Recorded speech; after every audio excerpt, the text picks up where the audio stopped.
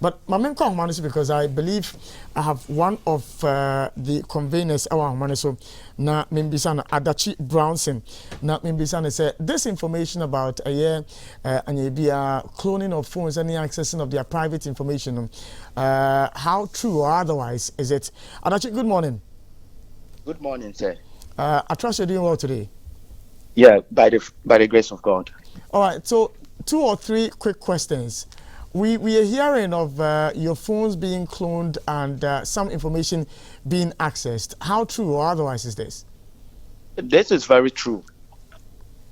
You know, on when we're invited to the office of the Minister of National Security, we were asked to put our phones outside or at the reception before we entered the meeting.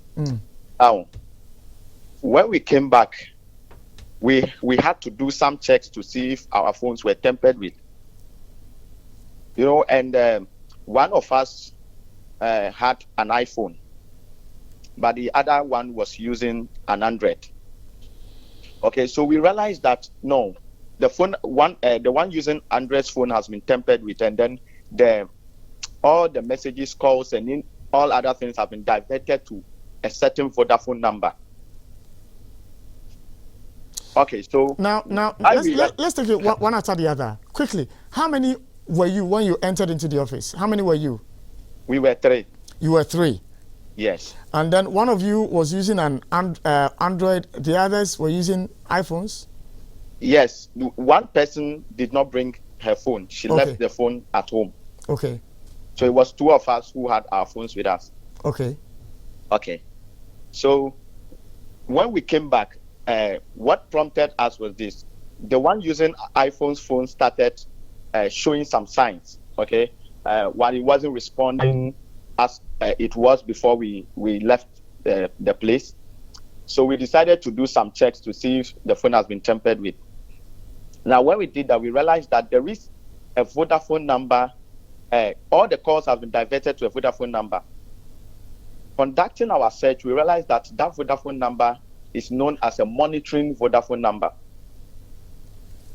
A monitoring Vodafone number, yes.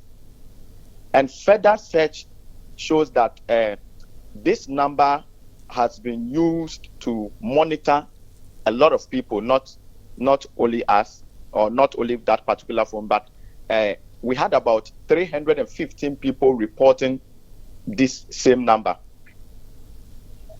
For some times, yes, we had the data. And then we realized that, okay, meaning that because before that, his calls were not diverted to any other number. But after what network was this person whose phone had been accessed on? You said what network? Yes. Was the person on? Vodafone. The person was on Vodafone. Yes. Okay. All right. So the number had been, the calls had been diverted to that particular number. Yes, yes, Vodafone number to a Vodafone number. Okay. All right. Now the point about information being accessed. What information did you get the sense had been accessed by whoever did that?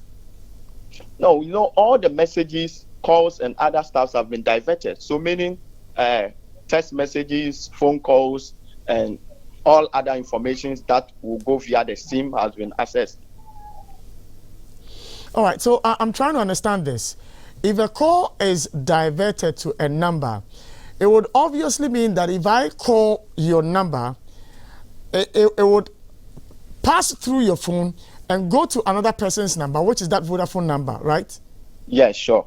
So then you, the owner of the phone, would not receive that call, but another person would, right? I'm sure that is what it should be. Okay, so if that is the case, wouldn't it defeat the purpose of somebody who wants to spy on you, that you wouldn't be the recipient of the call or the text message, but they would? It would be obvious to the person on the other end that, no, this is not, let's say, Adachi I want to speak to, but this is another person. This is it. I don't know the kind of technology they may be using, okay? But the fact that the number is labeled as a monitoring number Are you getting? Meaning there might be other things that are going on that we do not know. Mm. We don't know how they are actually spying or assessing the informations, but we can't tell how. Okay, possibly how, we can't tell. But the only thing we know is that the calls and everything has been diverted to that number. It shows that that number is actually monitoring that fellow's phone. So what did you? At what point did you realize that this had been done? At what point? That was a day after our meeting. So what prompted the individual to know that, I mean, something was wrong with the phone? You know, when we came back from the meeting, you know, this we know the country we live in. Are you getting it? Mm-hmm. So to come out to exercise our democratic rights, we have to be security conscious and then know what we are doing. So this is it. We alarmed ourselves that no, we should check our staffs. But before that, he realized that his phone has been messing up. Okay, he realized that his phone was messing up. He couldn't access some of the apps and stuffs just after we left the place. Mm. Yes. So when we came back, we said no, we have to conduct some search to see if everything is fine. So we will have to restart our phones. All right. Now let me ask this one. After you checked all of that, the idea of a monitoring number, I'm not telling you to tell me your source, but okay. How did you get to know this number is a monitoring number? No, we use various sources. You know, that is why I was able to give you an information that about 315 people even reported this sometimes ago before we are even doing. Are you getting, just from Ghana? Mm. And even Truecaller will tell you it is a monitoring number, but that is not our source. All right, that's fine.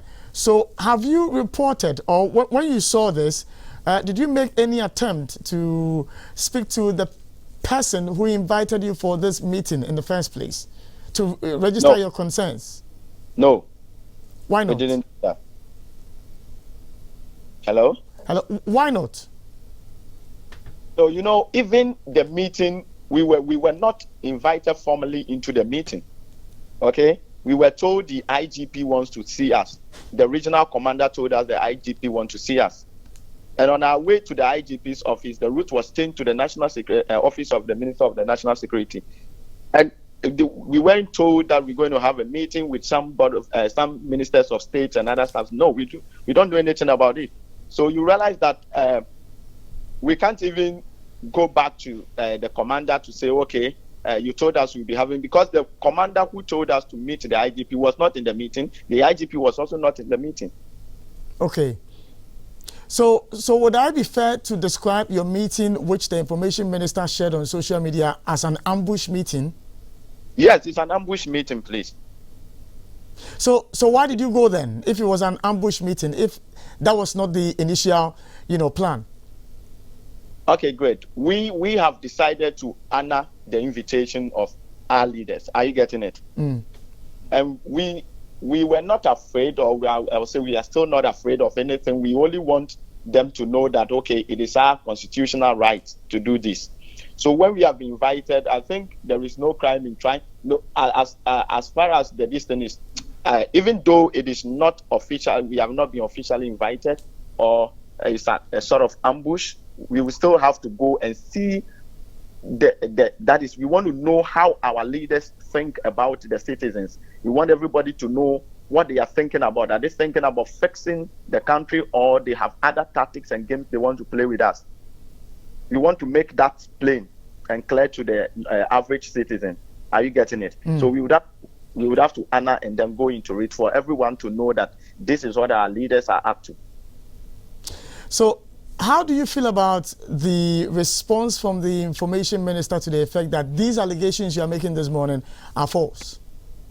You know, already, I think the Attorney General came out to say that we didn't leave our phones at the reception. We went into the meeting with our phones, and that was that statement was untrue.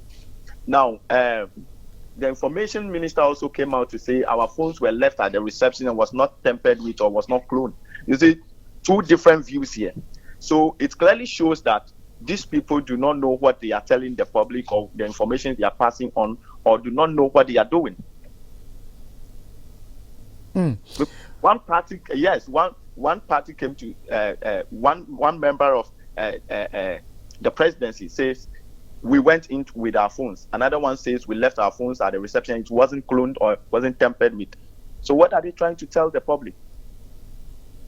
All right, now let me ask the final one. Your virtual demonstration, how did it fare? Oh, it went well. It went well. It was great. Okay, we had a lot of people coming out. We have about 200,000 engagements and tweets. So on various social media. So it was okay. What next?